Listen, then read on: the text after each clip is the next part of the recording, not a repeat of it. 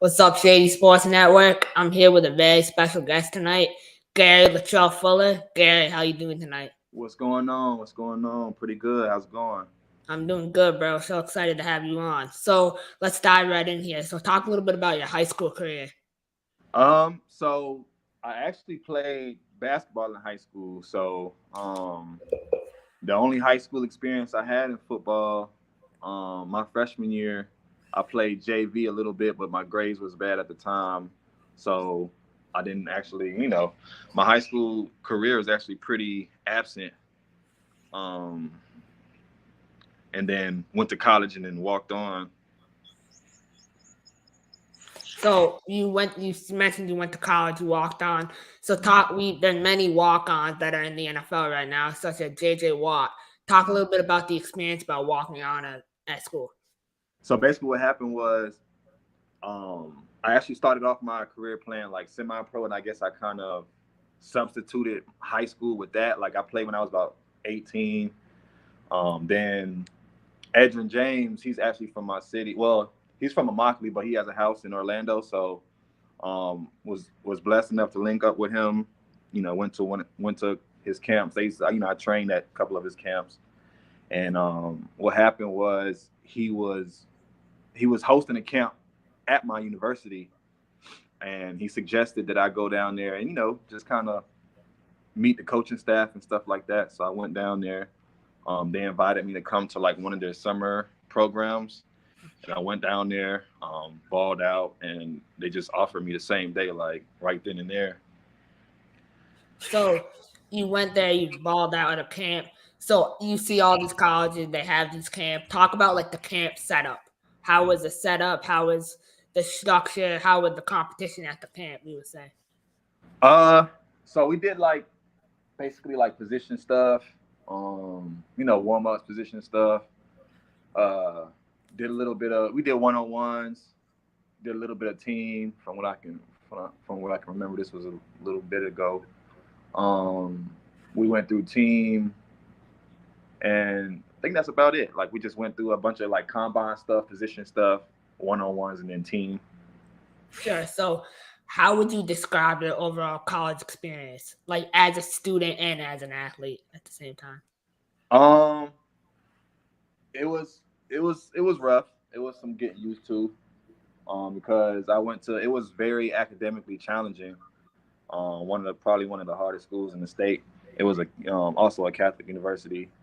But it was pretty decent. I had fun. It was a good experience for sure. Like it was a nice campus. Um, like it was kind of in the cut. Like we wasn't too far from Immokalee, or Naples or Fort Myers, but it kind of had its own like property. Like we had our own Publix, dentist, everything, water park, like all of that stuff was on campus. And as far as the football aspect of it, it was pretty cool. I liked it a lot. I'm glad I got the opportunity. I didn't. I When I first got there, because I was still kind of learning football, struggled with the playbook, kind of struggled with just learning the game itself a little bit at first, just as a receiver and like just how to do my job. I always had the talent and stuff, but uh, being that I kind of lacked the knowledge a little bit, I really only I played a few games, but I was kind of on the bench a little bit, just trying, learning and stuff like that. So after college, you mentioned that you kind of determine your own work schedule in a way. You have a lot of freedom or control. Talk a little bit about what you do for work right now. Well, right now I'm just kind of focusing on football, just training. I also do a little DoorDash. I have my LLC for trucking, so I'm trying to get going. I've made a little bit of money off of it, like just deliveries and stuff. Um, Kind of just have a bunch of different things, streams of income. I'm also working on trying to do like this stay at home online jobs. That way, when I travel and stuff like that, I can just, I can work from anywhere. That's basically how I'm trying to structure my work schedule so I can continue to pursue what I'm trying to pursue. So you signed with the Carolina Predators of the AFIA, I believe. Talk a Hmm. little bit about the competition level with the Carolina Predators? We played against some good teams. Like we played against the West Michigan Ironmen, um, teams like Mississippi Raiders, the Charlotte Thunder that was around at the time. They were a pretty tough team for sure. So the competition was pretty stiff. It was a good experience to learn the game, stuff like that. More get some experience in, but the competition was pretty stiff. How were the living and the travel accommodations? Uh, well, we kind of had guys like spread out around like the Carolinas. So, as far as traveling, we probably would like leave if we wherever we was going. Probably was like most likely gonna leave from Charlotte or something like that, and just all meet up. They either get like a van or a bus or something. Or we played Michigan. We flew to Chicago and then uh took vans and buses and stuff to Michigan from there. So one of the biggest names that have played in the AFIA is quarterback Jalen McClendon, who Okay. is in the XFL right now. So talk about like for you right now, right? You're with the Columbus Lions. Did you sign with or before the Columbus Lions? You were with the Wenatchee Valley Skyhawks. Talk a little bit about the Skyhawks experience. How was that playing for Coach Rico down there? I liked it. I liked it a lot. The Skyhawks. It was a good opportunity. It was an opportunity that I needed at the time. Um, for sure, because like stuff was kind of getting shaky. I was at a point in my career where I was like, I needed a change. At that point in time, like it was kind of dealing with a lot of different stuff with the Predators and stuff, and I was kind of looking for a change, and they gave me the change. Um, and honestly, it was a culture shock at first being out there, like just being a minority. I mean, it's kind of like really like 10% black people in Wenatchee, so just kind of getting used to just being even more of a minority. I kind of had to just get comfortable, and they had, sometimes you could tell that they had to get comfortable as well. Like, but I will say overall, it was a great experience. It was great people out there. Um, once you get used to it, it was definitely a great experience. I had a lot of fun. Like I had some times in my life out there in Wenatchee. I'll be honest. So after Wenatchee, you were a free agent. What if not to get into it too much, but how many teams did you have contacting you, and do you have an agent or are you self represented? I do have an agent now. So Gino Atkins, I'm not. He played for the Bengals for, I believe, 12 years. His mom is NFL certified. She's my agent now. Um, but I actually recently signed with her like right before I signed with Columbus. Before that, I was represent. Well, before that, I had a couple of other like arena agents I tried out. Um, you know, I paid the money. One of them got me a look with Green Bay Blizzard. I had Green Bay Blizzard. Um, I believe I had like some interest with Topeka, and I also spoke with Winnipeg. But I spoke with Winnipeg while I was here. I kind of just like ran into a guy at the gym, and he was like, "Yeah, I can give you my GM's number because he played for them," and spoke with them for a little bit. But overall, like I could tell Columbus was probably going to be like my home either way, just because it's the location of it. Like I had tried out for them like my rookie season, I didn't make it. Um, the location, just the coach, like Coach McKinney, I played with him when I played with the Cape Fear Heroes in 2019. So I was real familiar with him. So I kind of figured that Columbus would probably be like where I wanted to head towards. Sure. So you're with the Columbus Lions right now, and you play in the AFIA. And considering some of the talent, you should destroy teams that you play, right? Are you ready to put up big numbers? And Columbus has a solid fan base, so are you excited to perform in front of the fan base down there? Definitely, definitely. I'm excited. They've had a big fan base for a minute, so I'm definitely excited for that. Um, yeah, I'll say that I believe that we'll be the best team, but I don't take nobody lightly. I know I have experience versus Mississippi Raiders. I know they're gonna come. I know they're gonna bring talent. The Cyclones. I know they used to be the Tampa Bay Tornadoes. They were pretty good when I was with Carolina. So I'm not gonna sleep on a couple of the teams. I mean, I'm not gonna sleep on anybody, but I do feel like yeah, we should dominate and we should get us a ring. I will say that. So right now, what do you view as the next step in your career? Like, is it the IFL? Is it the CIF? Is it the NAL? Like, what do you view as next for you? Uh, um, well, I guess just depending on which opportunity comes my way, but my plan, I would like to aim for. I know the AFL is coming back. The AFL, XFL, USFL, NFL, just wherever, whatever I can get.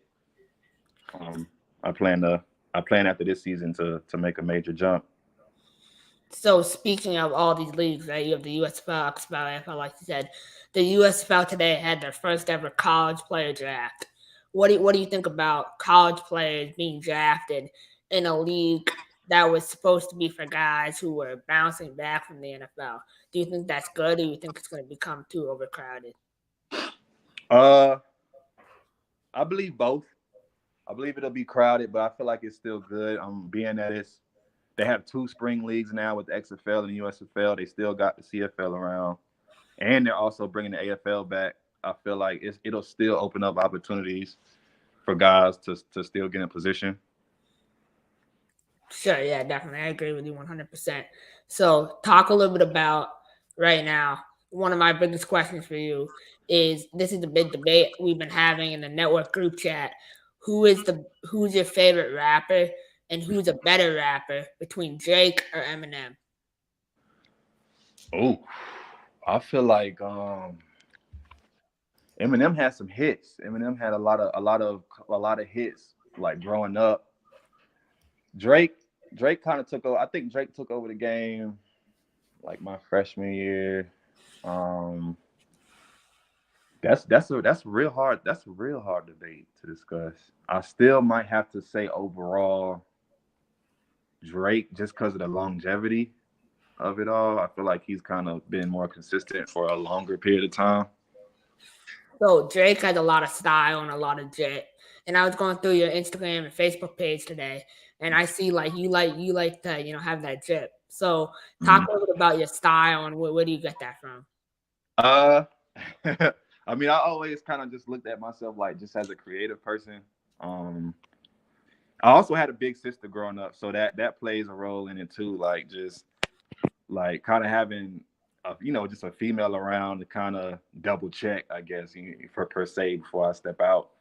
But I feel like I've always had a certain sense of creativity. Like I didn't really need to blow a bunch of money on designer and stuff. I can just go actually like with me, like it takes a lot. Like for me, like when I go shopping or whatever, I have to really like it and it has to really fit who I am before, I'm not gonna just get something because of the brand, the hype, whatever. I have to really see a purpose. Like this has to really be like my style. And I kind of take my time. I take my time with it. Yeah, I mean, I see the Rolex on your wrist, and then you have the chain over there. Um, so what company is your favorite like jeweler? Are you a Gucci guy? Are you a Fashion Nova type guy? What are you? What's your thing? As far as clothes brand or jewelry. Both. Both. Uh that's a good question. I don't really have a huge favorite. Um I kind of have I have like least favorites. Like I don't really like wearing a bunch of stuff that's like I know I might see a lot of people have on. Yeah. I kind of have like this pet peeve of like seeing somebody like with my shoes on and stuff like that. So I don't really have a I don't really have a favorite, but as long as it has some originality to it, like whatever I see, like it has to pass I guess per se it has to pass my eye test. You know what I'm saying? 100%. I feel you. I'm the same way. But so during the off season, which you are right now, what's your day to day routine looking like? So I train about 5 to 6 days a week. especially while I'm in Cleveland. We were going in the mornings, but just because I'm up here with my boy Jay, he also signed with Columbus Lions DN. Um, being just with our work schedules now, we're starting to hit the gym in the evenings. Like we'll probably hit the gym around like 7:30 p.m. Eastern time now, and just kind of handle business and stuff in the morning. But yeah, we get it in. Like we lift about 5 days a week, and then we have like position coaches now too. Like he has a DN coach. I got a receiver coach that has Big Ten experience and AFL experience with the Cleveland Gladiators and Albany Empire. So, what better person to have, train you on what you're about to do than somebody who's dominated the game. So I visit him about 2 to 3 days a week. 2 to 3, yeah, days a week. So speaking about your training, what wide receiver? Like when I look at you, I think of Danny Woodhead or Jamar Chase. Like what receiver do you see yourself in the most? Uh, that's a compliment though. I like those comparisons. Uh, that's a good question. Um, I mean I can go with that with those two guys probably as well as probably guys like maybe Robbie Anderson, Devontae Smith, guys that's not like too big or too fast, but like could get the job done. Like could run a good route. They got sure hands. They got they can do something with the ball in their hands. I mean, I have speed. I'm not slow. I'm far from slow, but I'm not I'm not like like a Tyreek Hill type of guy. Like I'm one of those guys that's like I have size and I have craftiness. Definitely. So we recently saw Josh Gordon sign with the XFL. Talk a little bit about what are your thoughts? Like how long should a guy keep playing for till it's time to like hang it up? You know. Well, I guess the only person who can really answer that question is the person who's playing. I guess it's just whenever he decides, mind, body, spiritually, that he decide to hang it up. Really is no time limit. Like we all saw Tom Brady play until what 45, 40. How old is he now? 45 or 47? 45. 45. 45. So I mean, at this rate, like if a guy want to play till he's 50, if he can do it, then some guys they might retire early. Maybe they might find something else. We've seen Andrew Luck, kind of Calvin Johnson retire early. I guess it just depends on that guy. So, Gary, one question I have for you is, what is your word? So you obviously have a unique journey, right? You transitioned from basketball to football. You went to a very academically hard school. What's your advice to someone that's going through that right now? Like how to push through? Basically, just stay disciplined for sure. I believe that my college experience went the way it went because of me. Uh, if I'm being honest, like it's times that I was skipping weight room sessions and stuff. All of that stuff plays a role. Whatever you put out is what you're gonna get. And just be disciplined. Just like really take this, understand like if this is something that you really want to do, you have to do the work. Like it's stuff that I understand now, like habits that I have now that if I would have had in college, I probably would have been, way ahead of where I am now. Just be disciplined, stay focused, don't get caught up in the traps. Just kind of, have that tunnel vision. Definitely the me versus me mentality. So talk about now you're signed with the Columbus Lions. What do you think you have to prove this season? Um, I believe we have to dominate. Like I feel like anything less than dominance is kind of like a letdown for real. Just based off of the hype, just based off of like what everybody, what's being said and on social media and just how the situation played out, like them being a former NAL team going down to the AIFA. A lot of people are saying, hey, it's a difference in talent and stuff. So we just have to have that dominate mentality for real, the whole way in. I definitely agree with you, Gary, and I'll be tuned in. So thank you so much for coming on the show tonight. The platform is yours. Where can we find you? Shout out any of your loved ones. Like, how can we show you love on social media? What's your tags? For sure. I mean, my Instagram is Garry Fuller, two underscores. Facebook, Garry Latrell Fuller. Me and my boys was actually talking about bringing out a podcast as well. We're still thinking on names and stuff like that, but also on YouTube as well. First name, last name, Garry Fuller. Um, and yes, sir. That's about it. Yeah. Thank you for coming on tonight, and I wish you the best of luck in the Columbus Lions in your upcoming season. Yeah, thank you for having me on again too, as well. No problem. Have a good rest of your night. You too.